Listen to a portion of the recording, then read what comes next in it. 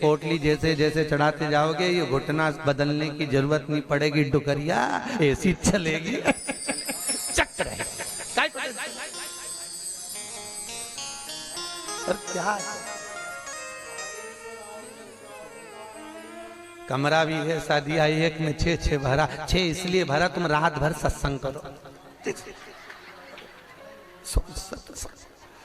भजन करो, स्मरण करो, और जितना सत्संग का आनंद हो सकता है। अपनों के बीच में तो हमेशा रहते हो, पर दूसरे को एडजस्ट करना तो सीखो। जरा विचार करो, तुम अपने कमरे में दूसरे को एडजस्ट नहीं कर रही तो ऊपर जाएगी तो भोलेनाथ कैसे एडजस्ट करेगा? सोचो तो शरीर है, विचार तो करो।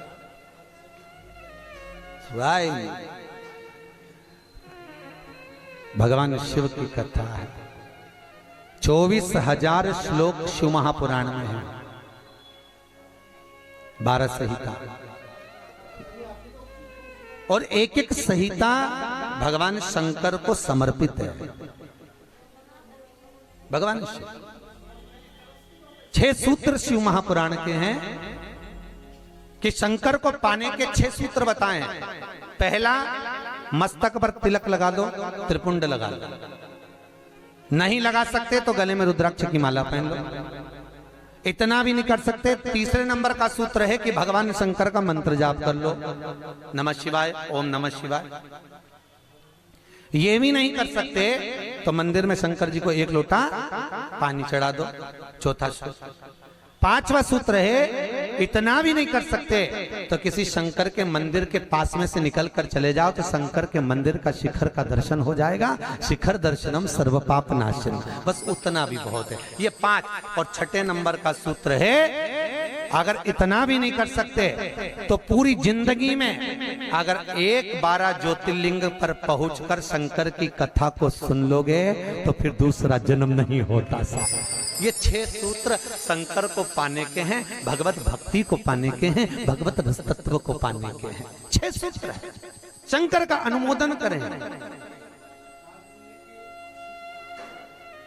ऐसी कौन सी भूमि है, ऐसी कौन सी जगह है जहां शंकर नहीं है? हर जगह, हर तत्व में, कण कण में, हर जगह पर वही तो समाया है।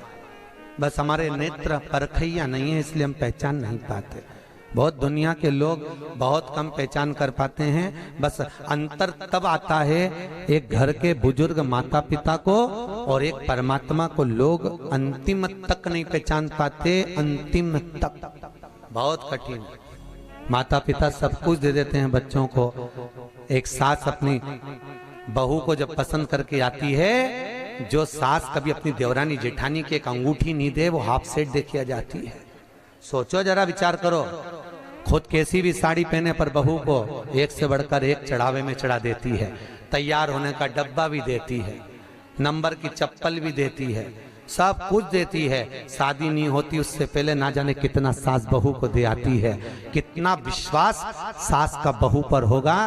और बहू जब पहली विदाई में घर से सास के यहाँ से जाती है तो अलमारी में ताला लगा के चाबी घर ले जाती है। सोचो, सास ने कितना विश्वास करा, सब कुछ दे दिया, और बहू ने ऐसा विश्वास करा कि चाबी तक बटोर के पहली विदाई में ले गई। पहली विदाई क्यों? क्योंकि नंदे आई है, डोकरी निकाल के ना दे दे कच्छो। विश्वास कहाँ, भरोसा कहाँ, पूर्ण तक कहाँ है? भगवान शंकर की कथा कर रही है। 6 सूत्र में से अगर एक सूत्र भी भगवान शंकर का आपकी जिंदगी में आ गया तो जीवन का आनंद देने वाला हो गया। ध्यान देना, कन्यादान जो तुमने करा है उसका पुण्य तुम्हारे मरने से पहले हो सकता है कि समाप्त हो जाए। अन्नदान जो तुमने करा है उसका पुण्य हो सकता है तुम्हारे मरने से पहले समाप्त हो जाए। क्योंकि कई लोग कहते हैं हमने कन्यादान करा, हमने वस्त्र दान करा, हमने मुद्रा दान करी, हमने स्वर्ण दान करा, हमने अन्न दान करा, हमने भागवत कराई, हमने रामायण करवाई, हमने गीता करवाई, हमने तीर्थ करे, हमने व्रत करे। ये सारे पुण्य तुम्हारे खाते में हैं। एक पलड़े में तुम्हारे पुण्य रखे हैं, पर एक पलड़े में जो पुण्य इकट्ठे करके रखे हैं तो पाप भी तो देखो कितना करो। पाप भी तो देखो, मालूम पड़े मुंह से किसी की निंदा कर दी, उसी पुण्य में से कम हो गया। हुआ कि नहीं हुआ? अरे बोलो तो सही, अब 200 रुपए लेके आई थी, अब 200 रुपए में से खर्चा करते जा रहे हो तो होगा कि नहीं होगा खर्चा? थोड़ा गलत बोल दिया, पुण्य समाप्त हुआ। किसी को अपशब्द बोल दिए, पुण्य समाप्त हो गया। किसी के लिए गलत देख लिया, पुण्य समाप्त हो गया। किसी के लिए गलत सुन लिया, पुण्य समाप्त हो गया। हमने पुण्य तो बहुत कमाया, हमने ढेर पुण्य इकट्ठा करा, कन्यादान, वस्त्रदान, अन्नदान, मुद्रादान, स्वर्णदान, भागवत, रामायण, गीता, यज्ञ, अनुष्ठान, संत पूजा, गुरु पूजा, सब कुछ करी, पुण्य तो ढेर इकट्ठा करा। पर मरने से पहले ये सारा पुण्य तुम्हारा बोलने से, अपशब्द कहने से, ताना देने से, निंदा सुनने से, गलत देखने से समाप्त हो गया।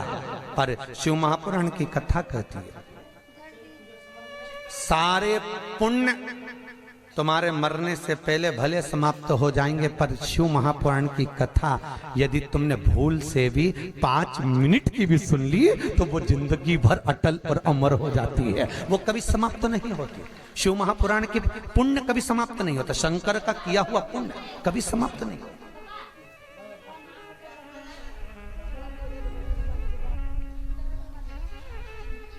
आज वो कोई कह रहा था, गुरुजी वो हम पोटलियां बना के लाए हैं तो एक एक मंदिर में पोटली चढ़ाएं और कई चढ़ाएं। हमने कहा लो, आए हो इतनी दूर तीर्थ करने के लिए, 5 रुपया 10 रुपया 2 रुपया करो, जो तुम्हारी मर्जी पड़े चढ़ाओ। 84 महादेव का क्या बार-बार दर्शन करने जाओगे? ब्रज 84 कोस की परिक्रमा तो तुमने ना जाने कितनी बार लगा ली होगी ब्रजमंडल में पहुंचकर, पर 84 महादेव का दर्शन करने के लिए आए हो। और वो 84 महादेव जिसको स्वयं भगवान शंकर की बहन छिप्रिया ने प्रकट किया था, शंकर के ही रूप तत्व से 84 रूप में उनको प्रकट किया है। पूरे विश्व में कहीं पर नहीं है, केवल उज्जैन में, केवल उज्जैन। तो भगवान शंकर की कथा कर रहे हैं, भगवान भोलेनाथ का चरित्र वर्णन कर रहा है। 6 सूत्र में से एक सूत्र भी अपनी जिंदगी में उतारा तो जीवन सार्थक हो गया। मात्र भगवान शंकर की पावन कथा का रसतत्व ग्रहण करें। एक देवराज नाम का ब्राह्मण शरीर में ताप पड़ गया, और शरीर में ताप पड़ने के कारण बहुत ताप पड़ा तो शंकर के मंदिर में पहुंच गया, बैठा। अब वहां तो थोड़ी थोड़ी देर में शंकर के मंदिर में कथा हो रही थी, प्रवचन चल रहे थे, शिव महापुराण का चरित्र चल रहा था, और ये थोड़ी थोड़ी देर में पंडित जी चिल्लाए हर हर महादेव। अब जैसे ही पंडित जी चिल्लाए तो इसके शरीर में ताप पड़े, इसको आ रहा बुखार। अब बुखार आए और कहीं का चिल्लाए, सिर दर्द हो और कहीं का चिल्लाए तो बड़ा बुरा लगे महाराज। अब इसको तो बड़ा अंदर से खटकाओ कि बताओ मेरे तो शरीर में ताप पड़ रहा, महाराज हर हर महादेव चिल्ला रहा, पर बोल सकता नहीं। ताप पढ़ते पढ़ते पढ़ते पढ़ते थोड़ी देर में ये यहां से चला शंकर के मंदिर से कथा श्रवण कर कर थोड़ी देर भले ताप पड़ा, बुखार आया, सिर दर्द हुआ, सब कुछ हुआ, पर शंकर की कथा तो शरीर में पहुंच गई, इस आत्मा तक पहुंच गई। होता है जब घर से चले होगे तो सोचे पाँव दुख रहा है, बुखार आ रहा है, सर दर्द हो रहा, ये हो रहा, वो हो रहा, पर शंकर के धाम में पहुंच गए तो अब ये सोच लो कि तुम शंकर के हो गए, तुम शिव के। यहाँ बिठले सेवा समिति के कहने पर नहीं आए, यहाँ पाठक जी के कहने पर नहीं आए, यहाँ हमारे कहने पर नहीं आए, यहाँ तो हम भी बुलाते तो तुम नहीं आते, क्योंकि ये नगरी महाकाल की है। महाकाल का राजा है महाकाल, और महाकाल राजा का एक नियम है, यहाँ कोई राजा, कोई मंत्री, कोई बड़े से बड़ा राजपाट वाला इस नगरी में रात नहीं रुक सकता, यहाँ का नियम है। क्योंकि यहाँ एक ही राजा, कौन सा? महाकाल राजा, बस उसी का राज्य चलता। तो जब उसके घर में आए हो तो हम कौन बुलाने वाले? बोलो तो सही। उसने बुलाया, उसने ठहराया, उसने खिलाया, उसने घुमाया, 5 दिन घूमो फिरो, उसका दर्शन करो, आनंद करो, घरे जा। घर वाले पूछे कहाँ गई थी तो कहना महाकाल के घर गई थी, उसने बुलाया। रामकृष्ण परमहंस जी से एक ने कहा, रामकृष्ण परमहंस जी से बोले, अरे रामकृष्ण परमहंस जी, हमने सुना है कि माता जगतजननी जगदम्बा शारदा भवानी माँ देवी आपसे बात करने के लिए आती हैं, आपसे मिलने के लिए आती हैं। रामकृष्ण परमहंस जी ने कहा, तो रामकृष्ण परमहंस जी, अगर देवी जी तुमसे मिलने आती हैं, देवी जी तुमसे बात करने आती हैं, जगदम्बा तुमसे मिलने के लिए आती है, तो रामकृष्ण परमहंस जी एक काम करो ना, एक आध बार माता जी को हमारे घर भी भेज दो। हंसी उड़ाने वाले तो कुछ भी बोल देते हैं, एक आध बार माता जी को हमारे घर भेज दो। रामकृष्ण परमहंस जी ने कहा ठीक है, एड्रेस बता दो, देवी जी को तुम्हारे घर भेज देंगे। बोलो एड्रेस क्या है? उस व्यक्ति ने कहा फलाना गली में, फलाना मोहल्ले में, ये वाले मकान में, इस नंबर में, इस जगह पर मैं रहता हूं। रामकृष्ण परमहंस जी ने कहा, स्वामी विवेकानंद के गुरु रामकृष्ण परमहंस जी कहते हैं, जो एड्रेस आपने दिया ये तो आपके घर का है, ये आपके घर का एड्रेस है, आपका एड्रेस दीजिए, आप कहां रहते हैं? उसको लगा मैं दुकान पे रहता हूं, तो हो सकता दुकान का मांग रहा है, उन्होंने दुकान का एड्रेस दे दिया। रामकृष्ण परमहंस जी बोले ये तो दुकान का एड्रेस है, आप कहां रहते हो, आपका एड्रेस दो। तो रामकृष्ण परमहंस जी के शब्द सुने तो उस व्यक्ति ने कहा ये हमारा ही तो एड्रेस है। रामकृष्ण परमहंस जी बोले जिस घर का एड्रेस दिया वो तो घर का है, जिस दुकान का एड्रेस दिया वो तो दुकान का, कि दुकान यहाँ है वो वहां घर है, तू कहां रहता है, तेरा एड्रेस बता, तू रहता कहां है? रामकृष्ण परमहंस जी के शब्द सुने, उसने चरण पकड़ लिया और रामकृष्ण परमहंस से पूछा आप बताओ कि मेरा निवास कहाँ है। रामकृष्ण परमहंस जी कहते हैं इस शरीर का आखिरी निवास तो शमशान है, मनुष्य वहां निवास करने वाला है। बस ये आत्मा परमात्मा के चरणों में रहे और शरीर आखिरी में वहां पहुंच जाता है, आखिरी में। बड़े आश्चर्य में लोग बताते हैं हम वहां रहते हैं, तुम नहीं रहते, तुम्हारा घर रहता है, तुम चले जाओगे घर में ही रह जाएगा, अभी तुम्हारा एड्रेस है फिर तुम्हारे बेटे का हो जाएगा। अरे बोलो तो, फिर बेटा गया पोते का हो जाएगा, पौता गया पर पोते का हो जाएगा, वो तो घर का पता है, तुम्हारा एड्रेस क्या है, तुम किस पते पे रहते? अताना पता जबरदस्ती के लापता घूम रहा, काय का पता तुम्हारा? जबरदस्ती के छाती ठोक के मेरा घर मेरा घर मेरा घर। एक आध दिन यमराज आई गया, उठा के ले गया, सब धाड़ धाड़ रोएंगे। 2-3 महीने के बाद, 4-6 महीने के बाद बेटा नेम प्लेट निकाल के खुद की चिपका देगा, मेरा घर काय का घर तुम्हारा?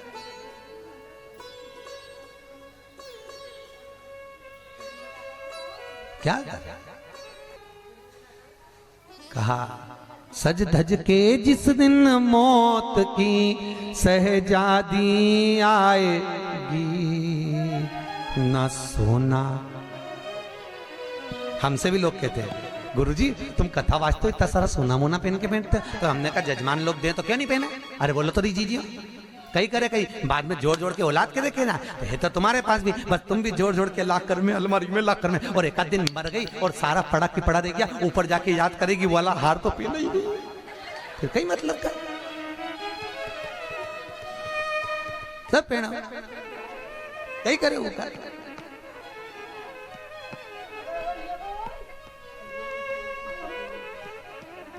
उसका करे क्या? जितनी साड़ी धरी है सब पहन लो जीजियों, बाद में किसी काम की सब धरी ले जाए। ऊपर जाती जाती यमराज सेकेगी, नीली वाली तो पहनी नहीं थी, अभी पीको लगवाई थी, एक बार फिर से छोड़ दे वंश मोल, फिर से छोड़। भगवान भी यमराज भी कहेगा चल ऊपर चल, अब कहीं नहीं पहने, ले गया वही करे।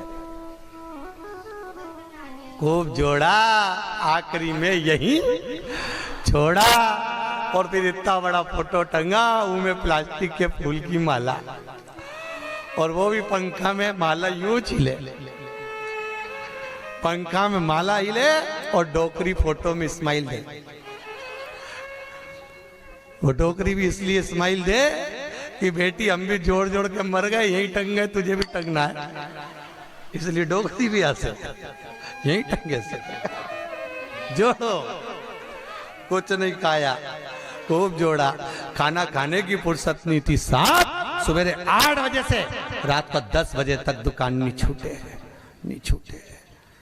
एक एक ग्राहक के लिए बैठा दिया और आखिरी में सब छोड़ के घर के लोग अर्थी पे भी ले गए तो बांध के ले गए। सबको मालूम है मर गया, उसके बाद भी ना जाने क्यों बांध के ले जाते और खींच खींच के बांध, खींच और खींच और खींच। अरे सबको मालूम है मर गया, कोई भगेगा थोड़ी ना, काय को खींच, हल्की बल्कि बांध दो, ले जाना तो है नहीं, और खींच खींच के बांधी, क्योंकि इनको डर इस बात का लग रहा, उठ के भग गया, अब उनको तो कुर्सी भरना, उसकी जगह दूसरे को ले गया तो इसी को ले चलो, जैसे कहा करो उसका क्या। सज धज के जिस दिन मौत की शहजादी आएगी, न सोना काम आएगा न चांदी। छोटा सा तू कितने बड़े अरमान हैं तेरे, मट्टी का तू सोने जैसा मान है तेरे। मेरे को नहीं जानते, मेरे को नहीं पहचानते? अरे भेरू तुझे तो सब जाने, कोई नहीं, मेरे को नहीं जानते। मट्टी का तू सोने जैसा मान है तेरे, मट्टी की काया एक दिन मट्टी मिल जाएगी, न सोना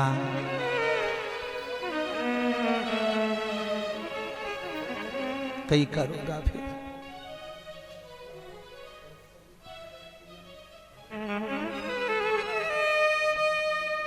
गीता वाटिका गीता प्रेस में कथा बाची, क्या 3-4 साल हो गए गीता प्रेस गीता वाटिका। उन्होंने कहा गीता वाटिका वालों ने, गुरुजी हमारा गीता प्रेस वालों की ओर से कैंसर हॉस्पिटल चलता है गोरखपुर में, आप चलिए। देखने गए, बड़े बड़े करोड़पति भी अटैची लेकर पैसे की खड़े थे कि मेरे पिता के कैंसर ठीक कर दीजिए।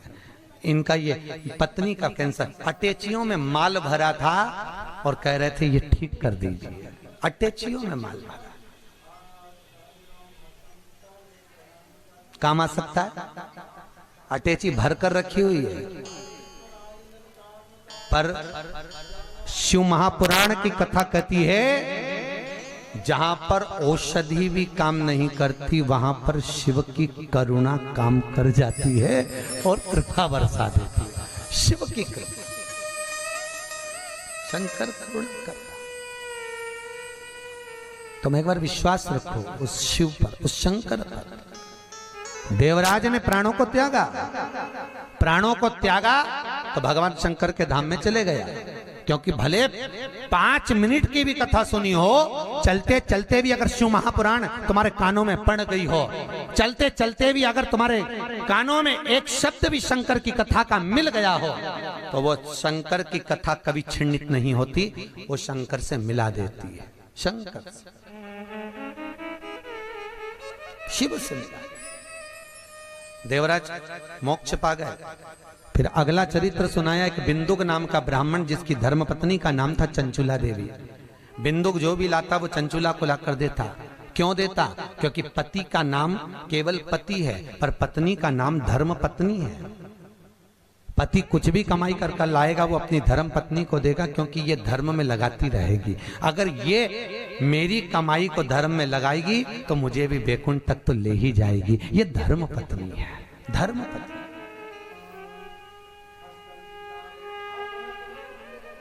एक कथा के मुख्य यजमान गोपाल मंदिर वाले महाराज जी बने हैं, पंडित जी, पाठक जी, परंतु इनके मन में कथा का आया ना आया वो बात की बात है, पर धर्म पत्नी हमारी भाभी जी, इनका मन में कथा सुनकर मन में भाव आ गया, गुरुजी एक कथा कराओ, बस ये कृपा।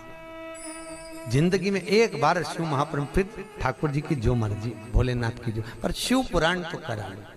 हजारों हजार भागवत, हजारों हजार राम कथा, हजारों हजार गीता का स्मरण करने पर भी जो पुण्य प्राप्त नहीं होता, वो मात्र एक दिन की, मात्र 5 मिनट की शिव महापुराण श्रवण करने से प्राप्त हो जाता है साहब। शंकर की कथा का रसतत्व ग्रहण करने से प्राप्त हो जाता है, मात्र एक क्षण की, एक क्षण। और बहुत किस्मत वाले हो साहब, आपके बच्चों ने, आपकी बहुओं ने, आपकी बेटियों ने, आपके परिवार वालों ने आपको जमा कर सूटकेस अटैची जमा कर भेजा है साहब। आपकी बहुओं को, आपके बेटों को, आपकी बेटियों को धन्यवाद दूंगा। उन्होंने कहा मम्मी जाओ, पापा जाओ, हम बोलते हैं, हम बुक कराते हैं। और मैं धन्यवाद दूंगा पाठक जी आपके भी बहन बेटियों को। उन्होंने कह दिया मम्मी तू कथा करवा, पापा आप लग रहो, अपन करते हैं व्यवस्था, सब आनंद होगा। कथा का मस्त साहब, ये जीवन का सुख है साहब। याद रखना, कोई एक बेकार काम करते हैं तो हमारे पितरों को लोग देखने तक नहीं जाते, पर घर का एक व्यक्ति भी अगर पुण्य का कार्य कर लेता है तो उसके पूर्वजों की पीठ स्वयं नारायण जाकर थपथपाते हैं कि तेरे वंश में कोई पैदा हुआ जिसने सत्कर्म करा, सत्कर्म किया।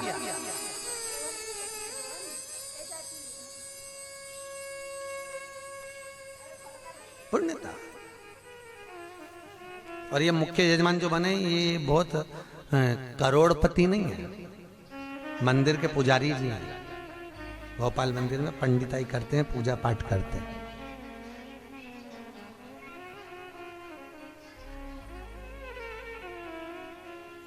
उसमें भी शायद मेरे हिसाब से, मेरी सोच से तो 3-4 हजार रुपये महीना कुछ मिलता होगा। उसके बाद भी मन देखिए कि नहीं, कथा रस तत्व हो महाराज, श्रवण करें, जीवन का सुख पाए। और ये इनके ऊपर जो कृपा हुई है ये पूर्वजों की हुई है कहीं, और आपके ऊपर जो कृपा है, आप जो यहाँ महाकाल की नगरी में बैठे थे, तुम्हारा तो है, पर तुम्हारे भी पितरों की ना जाने कितने पूर्वजों का आशीर्वाद होगा। उन्होंने धक्का मारकर तुम्हें महाकाल की नगरी में भेज दिया। कहीं पूर्वजों की, कहीं पितरों का आशीर्वाद, कहीं आहूत और वासुकों का आशीर्वाद जो हमको परमात्मा की शरणागति तक लेकर जा रहा है, भगवान के चरणारविंद तक लेकर। बिंदु को जो लेकर आता वो चंचुला देवी को देता, चंचुला देवी उसको भोग में लगा लेती है, पर चंचुला कभी धर्म में नहीं लगाती। धर्म पत्नी का लक्षण है कि पति की कमाई का एक अंश निकाले और वो ले जाकर कहीं सत्कर्म में, कहीं धर्म में लगा दे। एक अंश निकाल कर वो धर्म में लगाए तो धर्म पत्नी है। पर आजकल की पत्नियां ऐसी हैं, निकालती तो हैं पति की कमाई का, पर सब डेंटिंग पेंटिंग में लगाया थी, वो धर्म में लगा ही नहीं पाती, धर्म में लगे ही नहीं। वो कितना ही प्रयास करें। कई माताओं की आदत रहती है, हर बार सोचे सत्यनारायण की कथा कराऊंगी, सत्यनारायण की कथा कराऊंगी,